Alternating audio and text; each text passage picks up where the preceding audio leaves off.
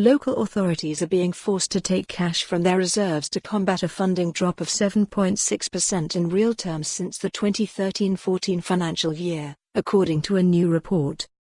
The Accounts Commission found Scottish Government funding to councils has dropped more significantly than other services, which have seen a 0.4% drop in real terms since 2013-14. The gap between other areas and local authorities reduced from 2017-18 to 2018-19, but there was still a difference of 7.2%. To battle the funding gaps, more authorities are being forced to dip into reserves when savings are not able to be made.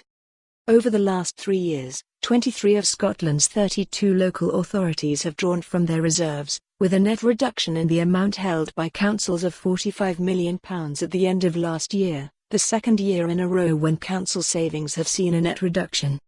For next year, the funding gap is expected to stand at 3%, around £500 million, and will be consistent with the gap from 2018-19, increasing pressure on councils dealing with an already growing older population in need of services. The report also raised concerns over the state of Scotland's Integration Joint Boards, IJBs, bodies put in place to bring together health and social care, with the chairman of the Accounts Commission saying the position of the boards is becoming increasingly unsustainable. According to the report, IJBs struggle to balance their budgets, with 19 of the 30 relying on extra funding from partners to ensure they would not be left with a deficit. Without the extra cash injection, the boards would have lost £58 million last year.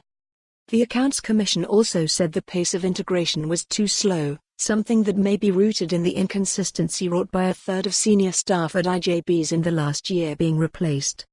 Graham Sharp, the chairman of the Accounts Commission, said, "We urgently need much faster progress in the reform of our health and social care services. The current position is increasingly unsustainable. There's a need for councils to continue rethinking how they deliver services, as well as look at ways to increase their income. For some councils in Scotland, finding ways to do this is getting more and more difficult as their current income doesn't match demand."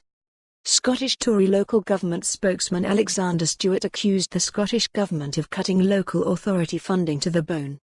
Under the SNP, councils are increasingly raiding their rainy day fund just to keep things going, he said. That's unsustainable, and before long these reserves built up over decades will be gone. That's what happens when you have an SNP government which has cut local authority funding to the bone. He added, "The nationalists need to start getting their priorities right." For more on this story, visit the news article link.